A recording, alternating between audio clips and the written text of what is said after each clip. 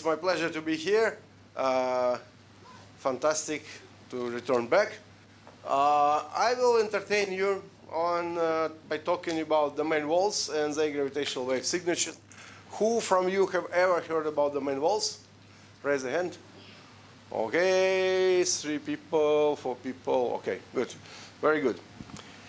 So, these lectures are based on following papers. As far as I understand, later you can check my slides if you want. So these lectures are, this one. It's our first work on melting domain walls and how to create dark matter. Then this one is in more details on exactly gravitational signatures. Okay, you cannot see the pointer, no? Then the next one is when we actually claim that what nanograph observed. So who from you have heard about nanograph?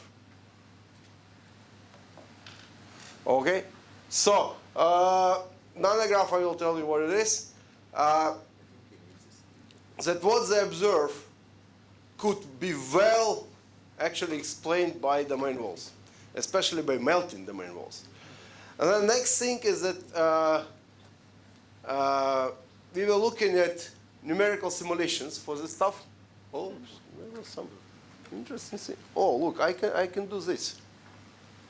It's a bit odd, but you will see. Okay, very good. It's like instead of a pointer. And then basically this paper is numerics. This one is also numerics. I will explain you what are biased domain walls. And then also I will explain some subtleties which appear there in these cosmological domain walls in the numerical simulations. And these papers resulted from our collaboration with Zhenya Babikev from basically Paris, Lankovsky, so who is a young guy who's basically, when we started, he was a bachelor student, can you imagine?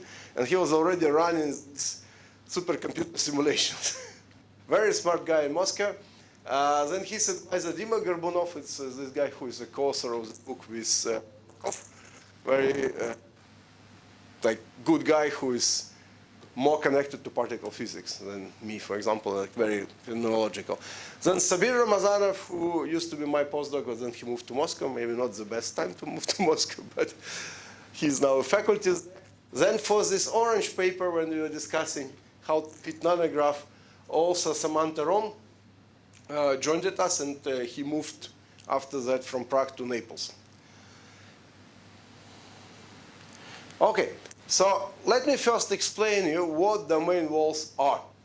Okay, actually it's a pretty basic physics. So by the way, feel free to interrupt me in whatever moment. Ask questions. Will be fun. So let's consider what is called Z2 symmetric scalar field. Z2 means just that there is a symmetry, discrete symmetry, basically phi goes to minus psi. Okay, it's not very deep. So normal scalar field, just 1 degree of freedom. And generically, you see, you have a symmetric potential. By the way, by these slides, you cannot see it anymore. No, I'm trying to find a pointer on Zoom, but it's not appearing somehow. I don't know why. Okay, whatever. Basically, there is this potential, and potential could be just with one minimum, okay? Let's say at 0, right? Because it should be symmetric, psi to minus psi, or it can have, if it is normalizable, 2 minima, okay? And as you see, if I do put a mirror, it will be the same thing, mirror with respect to this x-axis. So now, if you want to write it in a renormalizable fashion, that's the simplest potential you can write, okay? And for the sake of simplicity, you know, instead of eta, which is the value absolute value of vacuum position for the field. People use, and also in this slide, I have sometimes V. So please forgive me, it's like just a question of notation. Okay, so it's a quartic, simple, potential, lambda phi to the 4. Just here you have 0, which is unstable. Okay? So now, suppose by some cosmology you start, so this yellow ball is your field, and this field starts with expectation value at 0. Okay? For example, your cosmology is such that you start from there. During inflation, you are not able to roll neither to right nor to left. Let's say because your mass was big enough, stabilized, let's say, by curvature. In that case, at some moment, you still have quantum fluctuations there. This ball is like shaking, right? And it can go either to the right or to the left because the friction is any more strong enough to keep it there, okay? And then you go either to the right, and in that case, let's call it red vacuum, or to the left, and then it's blue vacuum, like yin and yang, okay? So, but between, by continuity, you have to go through the maximum, right? Because if the field here is minus eta and here plus eta, no way that the field is discontinuous. You need to go through eta 0. And if you go through eta 0, as you see, you go through the top of this potential barrier. And that implies that there's huge energy stored there. Okay? So now we can estimate what is the energy stored there. And you see, it's kind of in the simplest case, this is just the surface, okay, of some thickness. Okay? And we can learn what is the thickness of this surface. So if you want thickness of the ball between two different vacuum. And of course, the energy here is so big that the system in evolution tries to minimize this energy somehow, right? Not to keep it that big there. So therefore, the region of the biggest energy should be minimal, okay? So what do? So that's your domain wall, basically the region where the field goes up the top of the potential, right? The whole thing can be curved, can be complicated. And by the way, why is necessity it will be formed? Because you can think that one region, right, in cosmology is over there, and another one is on the left side. And they're not causally connected. They don't know about each other. So therefore, there is necessity in that tons of these regions, as you know from the entropy problem of the early universe, there are too many of them, right? And in each of these regions, the field can go either to the right or to the left, stochastically. So therefore, there will be many of them, okay? As with necessity both. So, now how to estimate what is the energy stored in them and what is the thickness, okay? So thickness is L. Take energy density of this field, right? This number here is a purely special gradient. So that's energy density. Now, let's do estimation like physics, physics estimation, a la Zeldovich. Imagine that you don't know how to solve equations, you don't know how to take derivatives, you estimate. If you estimate, then what do you need to do? This is, as I told you, a wall, a kind of surface, right? If you go to shorter scale, the wall will be flat, okay? And then what you need to minimize is energy per unit surface, because it's like plane, right? So what do? You take this energy density, multiply it with the thickness, okay? And now estimate how this energy looks like. Instead of derivative, you take ratio. Okay, the field jumps from minus eta to plus eta, okay? What's the gradient? Well, eta divided by the thickness. Okay, just the ratio. Because it's kinetic term, then it's squared. Then you multiply it with this thickness L, and then what's the characteristic value of the potential? It goes up a lot, right? So the maximum is, roughly speaking, lambda eta to the 4L. Okay, when we multiply with L. This lambda eta to the 4. Okay, very good. By estimation, order of magnitude, we will be right. So now we have this expression, it just depends on L, but not trivially, right? Take a derivative with respect to L and look for minimum. If you do that, then you realize that the length is actually 1 divided by square root of lambda iter. Roughly speaking. Of course, you see, here we neglected all these coefficients, 1/2, 1/4, whatever, nothing. It's just for the sake of parametric estimation. So what is very interesting, so this thickness is inversely proportional to square root of lambda, and which means that it's kind of not very perturbative, right? And then there is eta there, right? The vacuum expectation value. In reality, it turns out to be something very, very funny. That, oh, really? Okay. Something very funny. Namely, this field tries to keep the thickness as just the minimal length, which makes classical sense there for one particle, namely Compton wavelength. So roughly speaking, this thickness there, L, is a Compton wavelength. Okay? So basically, this is a classical system optimized itself to be the most efficient. And then if you plug this value for L into your surface energy, it's also the same as tension, by the way, there, you will see that this tension or surface energy density is square root of lambda eta cube. So basically, if you learn these two formulas, it's already good, right? So if you do a bit more detailed calculation, then you will find that this sigma is actually 2 square root of 2 divided by 3. But okay, who cares? Taking into account the square root of 2 is 1.4. So it's good enough. 1.41, whatever. Good. So now the point is that, you see, we just estimated it. But there is an exact solution. If you're in 1 plus 1, there is an exact solution. It's called kink. And you see this kink connects two vacua, okay, in flat case.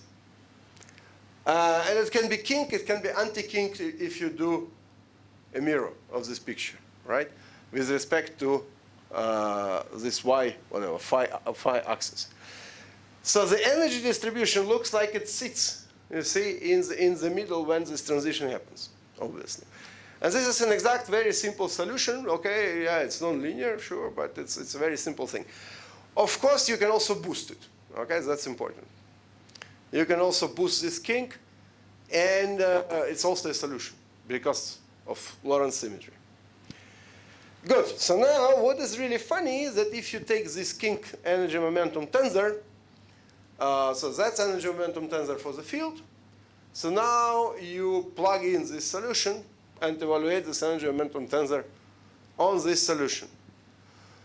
So you have a common prefactor, so this guy in front, and then there will be a diagonal. You see, I have index up and index down, and this diagonal is 1, 1, 1, and my kink was, you see there, in direction z, all right, in the third coordinate.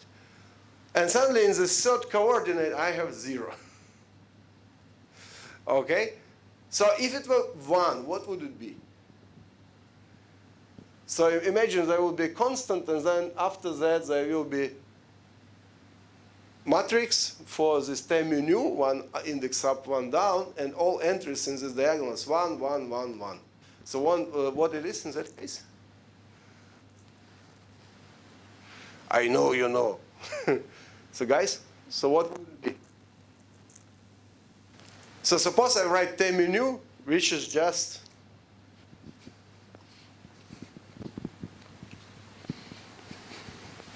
to clarify.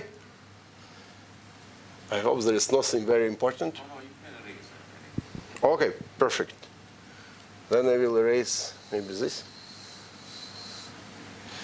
So what am I asking? Look at the structure of this guy.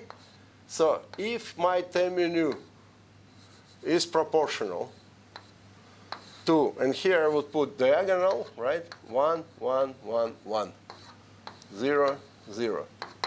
Like what's written there, almost, right? So what would it be if it were 1, 1, 1, 1? Which? Exactly, that would be cosmological constant. But here, so that's time direction, this is space direction, and direction z.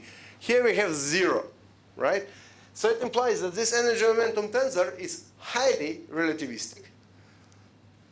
And in all directions except of direction when it splits, right? It looks like vacuum, which is a very funny system. And of course, it's all in Minkowski. Okay, 1 plus, I mean, here you may think it's not 1 plus 1. It's proper four-dimensional, but the solution is just, depending on one coordinate. Okay, good. So now what you can do, you can calculate really energy density, right? Which would be T00 and integrate it inside of this object, right? From minus infinity to plus infinity.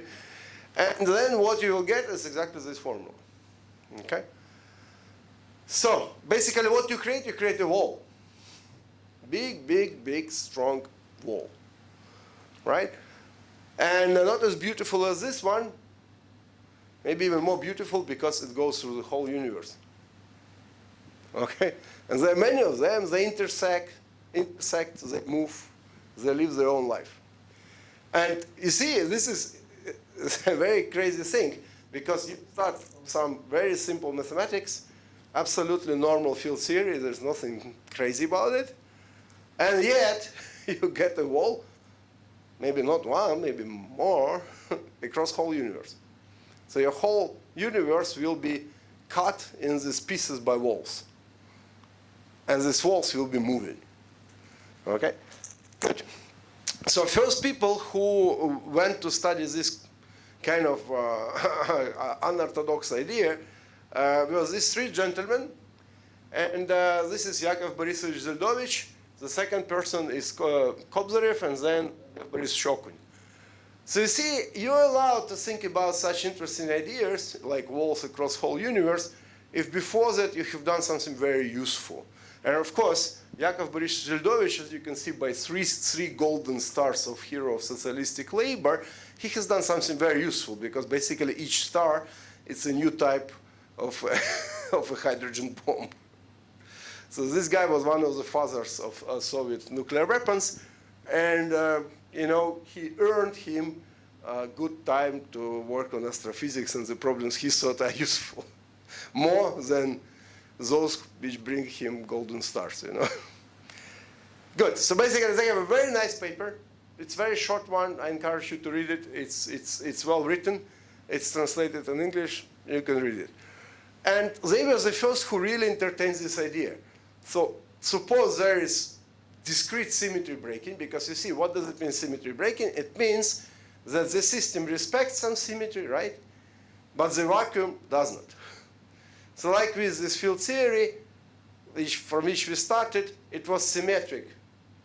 X to minus x, so sorry, phi to minus phi, chi to minus chi, sorry. But the vacuum, you need to pick up one, either plus or minus, and that would be the breaking of the symmetry. And the breaking is spontaneous. So they were the first to entertain this idea, and then they came to very interesting conclusions. That actually, if you want to have it now, for these standards, it would not work. Why?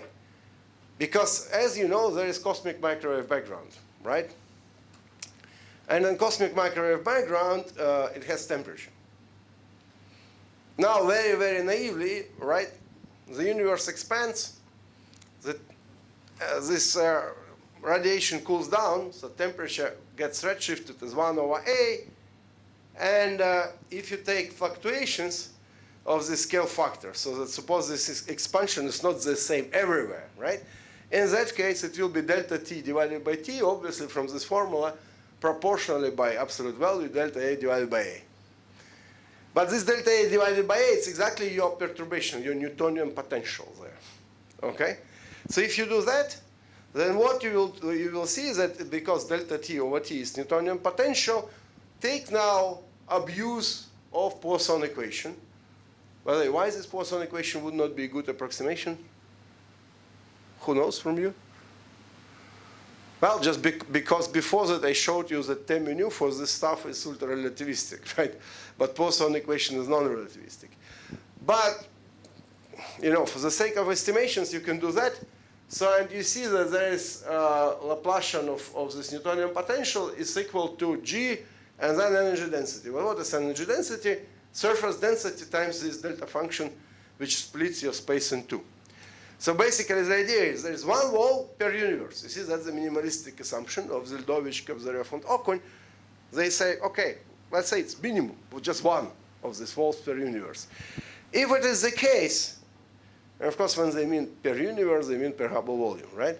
So if it is the case, in that case, you see that this Newtonian potential increases from the wall linearly, okay? It's similar to the angle defect by strings. So it grows. And if you have just one per universe, it can grow quite far because it grows in the whole Hubble volume linearly. So when you do that, that implies that this delta t divided by t, if you put the z 1 over h now, it's this formula, okay? If you plug numbers, then you find something funny. It's 10 minus 5 square root of this interaction, self-interaction constant, then vacuum expectation value divided by 1 MeV, everything cubed. So, you see this 10 minus 5, why 10 minus 5 is there? Do you know? Guys? Exactly, because this is the perturbations of CNB on larger scales, okay? Roughly speaking, 1 degree actually, but whatever. So, it implies that this expression behind 10 minus 5 should be at least less than 1. And you see, these people were from good physics times, so therefore for them lambda is order 1, probably less than 1, but kind of order 1. And then, of course, they would tell you that we know everything of physics at 1 MeV, right? There is no way that we don't know anything, like something on 1 MeV, because it's this very, very, very long scale. So then we'll say, okay, this cannot work for these standards. Of course, now we are on low intensity frontier. We could say that this lambda is 10 minus 72, 10 minus 94, it's like some axionic models. So therefore, it will be fine. But formally speaking, if you try to keep like lambda, which is not tremendously small, then that implies that the only way to keep up with these domain walls is to have normal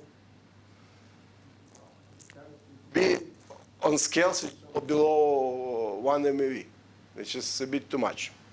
So you're kind of entering then what? Nuclear physics, where we know everything. Good. And then this classic book called Turner will tell you that partially due to that, apparently domain walls are cosmological bad news unless the energy scale or coupling constants associated with them are very small. Good. And yet, despite all this bad news, of course, Kolben-Turner was written later, still people found that this system is quite fascinating, quite interesting to study, and therefore David Spergel with company, they wrote first paper when they tried to simulate this numerically. And as you see, in reality, for proper three-dimensional simulations, they use 200 by 200 by 200 mesh, which is not a good lattice. Okay, because the system, as you will see, there are a lot of problems to do that. They also have to, because they were from the times when computational resources were sparse and very expensive, so they tried to introduce some artificial tricks to do it. In particular, what they have done? You would not believe. They, by hand, artificially assumed that the thickness of the wall increases by hand. And yet, what they found was very interesting, and I highlighted it in yellow. They wrote that what they found was quite fascinating. You see, universe expands, these walls cannot stay, okay? You start from generic initial conditions, you create many of these walls, and then you evolve exactly to the case studied by Zildovich. But here it's in radiation domination universe, not now. So what happens? That these walls reconnect, disappear, move, try to become more flat in such a way that you have really empty causal volumes. So basically, there's again one wall per Hubble volume. But Hubble volume changes with time, but this system, this network of these walls, maintain property consistently, which is very hard to imagine, especially when you take very small self-interaction. But it's a large-scale effect. And then also they move relativistically.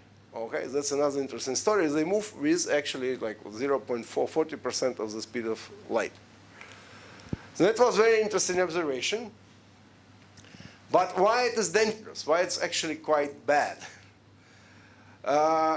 Think of the following way. If you have 1 volt per Hubble volume, but you consider early universe when there were many Hubble volumes, I mean like in our, let's say, if you observe the sky, there were really a lot of Hubble volumes, right, involved.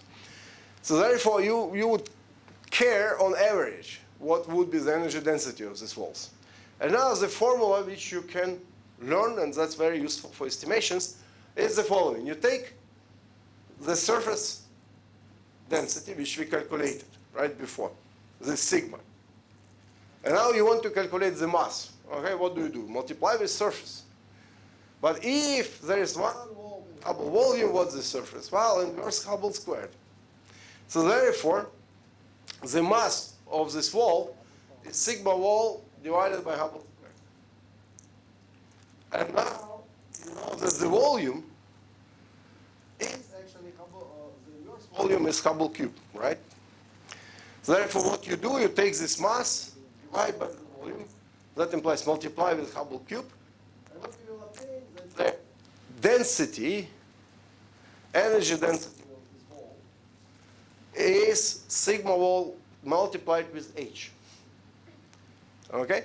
And this is actually very, very interesting because there are a couple of systems which create kind of same thing as you have for terms in the, let's say, Friedman equation linear in H. There's some QCD effect by Zhutnitsky and company. There are some dark energy models. Yeah. Hold it here, otherwise this one is the receiver. Okay. But generically, things should not be like linear in H. Okay. Also, in this kinetic gravity braiding in dark energy, you may also have terms in H on some solutions. But why it's bad in the early universe? Because H squared is energy density. Energy density goes T power 4. Square root of energy density is T squared. So suddenly you have a component in this thermal mass which is not decaying as T to the 4, but is decaying as T squared. And of course, if temperature changes many decades in orders of magnitudes, right? You have a problem because you put normal initial conditions, and very soon these walls, if they're in this regime, right, in this what is called scaling regime, so namely 1 volt per Hubble volume, they will dominate everything. And if they dominate your universe, it's nothing what we see because it's very inhomogeneous and it's not what it should be. Okay? So that's very, very dangerous because, you know, it will happen before even you will be going to dark matter-dominated part, before you form proper structures, before you see CMB. So it's definitely not the universe where we live in. Again, we are back to this apparently blah, blah, bad news. But actually, what I wanted to say is that why isn't the news that bad? Okay? Because naively, what I showed you is some catastrophe. I start from a very simple setup, under very mild assumption and numerical observation, I get a catastrophe which just doesn't correspond to the universe where we live in. So why it's not bad? Because actually it's very easy to destroy this domain wall network. Okay? So this domain wall network can be there, but after that disappear early enough so that it does not become the dominant source of energy density there. So there are different ways to do it. One way is to do what is called population bias. So somehow, to be honest, I think it's the least elegant idea. So somehow you have a potential which is symmetric, everything is symmetric except of initial conditions. And the initial conditions, this is probability, and probability is not like centered, this distribution at 0, but it's shifted. Okay. And then the regions, that's non-trivial to see, but you know that requires some percolation knowledge, blah, blah, blah.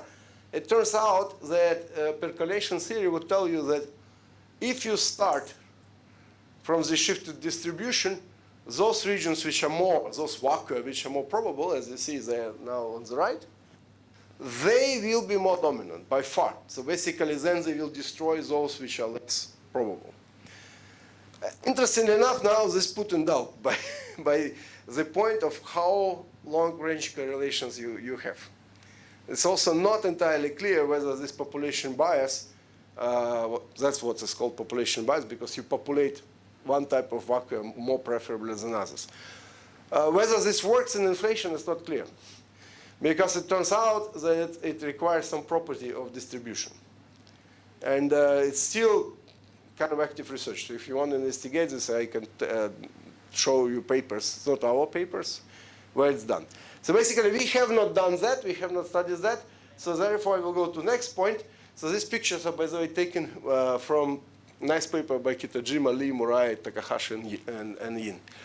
So another idea is to do some small explicit breaking, you know, of this potential. So of course, you see here it's kind of strongly deformed, but you can think that it's just slightly tilted, you know. Like in this slide, it means like really slight, 10 minus 5 effect, okay, something very small. It turns out that this very small tilt, so when one of the vacuum is actually true one, so it has more, so to say, less energy than the other, it's enough, okay? So why it is the case? That's actually easier to understand than the population bias, because what happens? So if you sit let's say that the right vacuum is actually at 0, okay? So this is like, okay, it's formally speaking, it's not very important, but let's assume that the right one, the true one, has 0 vacuum energy. Of course, we don't know really how to make it, because that would be to solve cosmological constant problem. But let's suppose that this is true vacuum, and true vacuum has 0 lambda.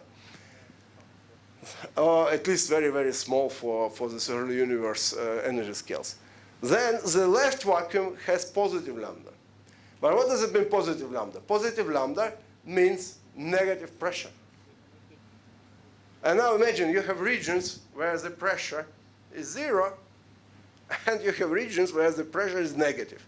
Of course, negative pressure regions will try to shrink. Okay? If you want not to sit at 0 on the right, then it will be difference in these pressures. Okay? So basically, some of the regions in this kind of domains have more negative pressure, and they, of course, will try to get destroyed. Okay?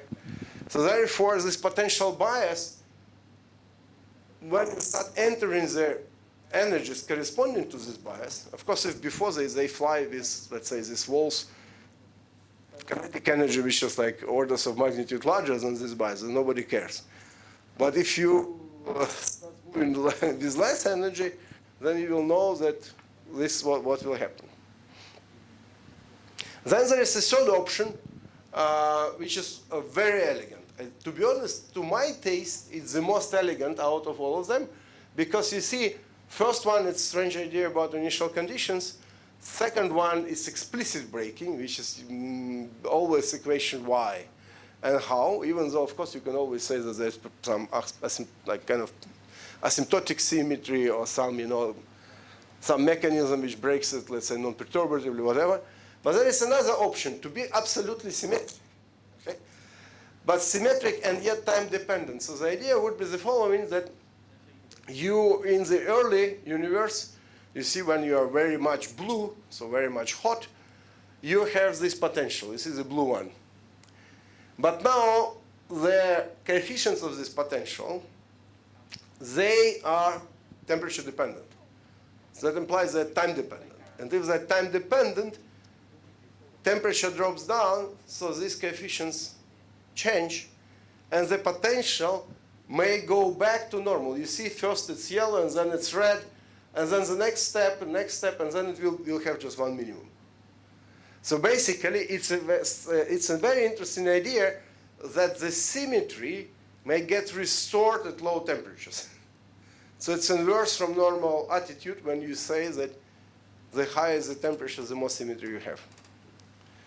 Okay, and this one was first entertained by Alex Vilenkin, and we revived it in 21. And you see, because I was not doing this first problem, I was doing only this one, and this one, that's what I'm going to tell you in the lectures. Good. So second option, why actually these news are very good, it is because, you see, I told you about something what exists everywhere in the universe, if of course we have this physics, right? If the physics is such, then this falls at some moment. Would exist everywhere. They're very thin, right? Because this is Compton wavelengths. So Compton wavelengths is some high energy physics scale. It's probably very thin scale. So kind of UV scale. And they're not homogeneous, so that's basically homogeneous only on average, but otherwise they're like cells, right, or bubbles or whatever. And then they all move relativistically. So what is it good for? It's a perfect source for gravitational waves. You see, because you have traceless and divergentless part of energy momentum tensor, and this is exactly the perfect source for gravitational waves. And now you see, that's crazy. We stupid monkeys can talk about such things as gravitational waves, but crazy one. Look, what happens? Of course, if you want to be, discovering something, better appear in either New York Times or maybe Washington Post. But think about it, like when we talk to normal, our colleagues, it's all about some numbers, nanohertz, microhertz, whatever. But in reality, people take these radio telescopes, they observe something, and what they can really observe now is something absolutely insane. So namely, what they do in this nanograph, okay, there's actually a bunch of what is called pulsar timing arrays, okay? So this is like large number of radio telescopes, and what they do, they observe creatures like this one. So that's one of the what is called millisecond pulsar, okay? With this fantastic abbreviation, whatever, J0437/47515. Don't ask me what it means. And of course, this is only artist impression, okay? So these guys are neutron stars which are rapidly rotating, and also which lose the material. The crazy thing is, absolutely insane thing about them, is that you see, we know the period, you see there is this number. So it has a period of 0.0057574519367. So we know the period with this enormous precision. In reality, we know this with an error of 10 minus 17 seconds. So this neutron star is rotating. It has, you see, these two light beams. It's like a lighthouse, but rapidly rotating. And it constantly blinks towards us. And all these radio telescopes can see it. And the stability of the thing is like comparable to atomic clock. Okay? It's insane. Imagine this neutron star is like probably 3 kilometers big. So this whole thing is rotating, sends us strong source of light, which we kind of can see. Well, light, radio waves, but also kind of light. And then what turns out to be? Imagine that you observe many of such pulsars, and you look at different pairs of them, and you ask, okay, if there were a gravitational wave, and now what I'm saying about monkeys, these telescopes, it's already good enough for monkeys, to be honest, but imagine you think that there are gravitational waves with the wavelengths longer than the distance between these pulsars. So basically, these pulsars are in our galaxy, let's say around 100 light years away from us. So basically, 100 stars between us and them, hundreds maybe.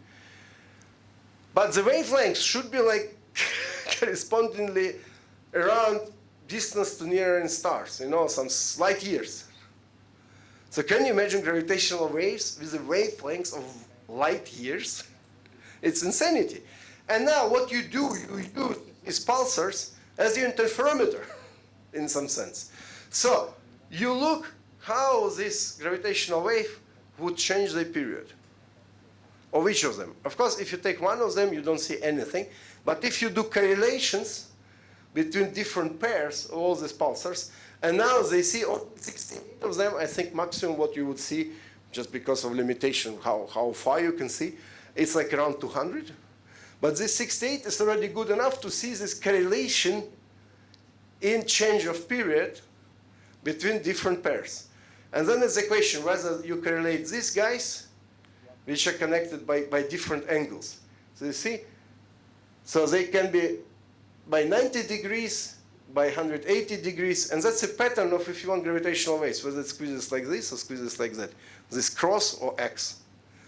And what they see, what is it called, this Helling-Downs curve. So basically, if you calculate what should be the correlation time for this change in the periods, just due to change of distance, then you would see that that would be this curve in dash.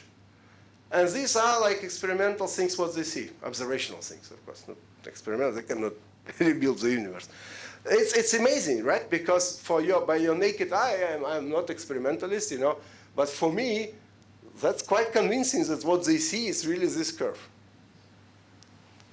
Okay, so basically in 2023 they released 15 years data, and what they say is that that basically they practically do not have doubt, but you know it's astrophysics, it's not 5 sigma, that what they see is a gravitational wave. Okay, but what does it mean, gravitational wave? It's not one, but it's a background of them. Okay, they're just constantly passing by, changing this distance. So. Naively, you could expect that such background is there due to the merger of supermassive black holes. Okay? The problem is you don't know how to fit it with the signal. And therefore, they say that more exotic cosmological and astrophysical sources cannot be yet excluded. So basically, they claim that they're sure that it's gravitational wave due to this pattern of anti-correlation. But they cannot know who created this wave. But also, you see, the thing is, this is one of the crazy things which we can now do. But actually, we are planning to do more things, namely this Einstein telescope, which is either in boring Netherlands or maybe in more funny Sardinia. And if before, you know, we were talking about gravitational waves with frequency of nanohertz, these guys are 9 orders of magnitude higher. Okay? Well, of course, because the distance is smaller. Right, on Earth, like to take it on Earth is not the same as to take it between pulsars. And it's basically this Einstein telescope is a priority European project, and I think it will be done, and it's from 1 to 10 power 2 hertz. And then another thing which gives us hope is LISA, which probably will fly in like whatever, 5-6 years. And also what gives hope is the competition with China. And you know, probably China will have more chances to do it faster. They have 2 projects, this Tai-G and Tai-Ching. Basically, it's 3 to 2 satellites, and depends how they are located. And this will be in a bit different range, so 10⁻⁴ to 1 hertz. So you see, we can now really exploit fantastic technology which we have and measure these gravitational waves on very different frequency ranges. Okay. And then what one can do, one can look at numerical simulations, because you see this system is tough, it's kind of stochastic, because we start from stochastic initial data, and we can see what usual domain walls will do if I try to model it as a normal scalar field. So for that we use this Cosmology by our friends Dani Figueroa, Volker Falkenburg and company, and, sorry, Wessel Falkenburg. And then usually, you know, people model it using normal kind of a la massless vacuum initial conditions. You expect that this solution is general, so therefore, actually, naive expectations that it should not depend on how you choose these 2-point functions. Okay? So basically, this code, Cosmology, allows you to use stochastic 2-point functions as initial conditions, take many realizations, and see what happens. You can also take thermal initial conditions, should not matter. But we compared both. Now look how it looks like. First, you started, and you see green is the walls, okay? And you started in conformal time 3. In time is measured, of course, then in units of these Compton wavelengths, okay? square root of lambda eta. And we do 512 grid for this picture. But it's not enough, to be honest. For this picture, it's enough, but for more interesting things, not. So you see what happens. You start from these walls, right? Of course, the volume of simulation is fixed. Then they evolve. By conformal time 15, you have practically one big wall and small detached kind of bubbles, which collapse, and then they go away from my simulation. I don't see them, actually. I don't resolve. What's the major trouble in actually studying systems? It's actually two physical troubles, and they are very deadly. Problem number one, if you do lattice simulation, right, you have finite precision, distance between points, right, on your lattice. That's your finite precision. You work in co-moving coordinates, right? So therefore, the physical precision, right, the physical distance between discretization points grows with A, right? So it becomes less and less precise in physical terms. Because you are smearing, basically you don't see distances shorter than something what increases linearly with A. But linearly with A means in radiation-dominated universes what? A goes with time as what? In radiation-dominated universe. Do you guys remember? Huh? What's the question? So A, how does A depend on time? Yeah, t power 1/2, square root of t. Very good. So now you see, so this is kind of like, okay, the square root is not that fast function, it's okay. So, but you lose your precision, right? So at some moment, the physical thickness of the wall, we estimate it, is constant, right? So therefore, at some moment, you lose it. You don't see any wall because your distance between points is larger on the lattice than the physical thickness of the wall, which is constant. So therefore, that's one deadly effect, that you just at some moment, if you don't do mesh refinement or I don't know, some mesh which just changes with time, you will lose your wall. You will not see anything. But that's, you could say, okay, this is like probably I could adjust it. You know, I could do some mesh which moves, whatever. But there is another physical issue because this is on small scales. When you're close to walls, you know, the question how to see them. And there is another issue which is also very physical and even worse. As I told you, there is one wall per Hubble volume, right? So Hubble scale in radiation-dominated universe is what? 1/2t, exactly. So therefore, in Hubble scale inverse, so the length grows as 2t. Okay? But my volume grows, so my scale box grows as A, a square root of t. So therefore, at some moment, my box is only a small part of Hubble volume, very small part. But there is one wall per Hubble volume, so therefore, at some moment, I don't see any wall at all. And you see, either I don't see walls because I don't resolve them, because they're too thin for me, or I don't see walls because they are on scales larger than my box physically. And both these things happen physically. And it's tremendous hierarchy between these two scales. So, but there is a way to adjust your simulation in such a way that, you know, because otherwise you will lose resources, that this happens simultaneously. Okay? That requires proper, you know, choice of parameters and like basically working out how to do it.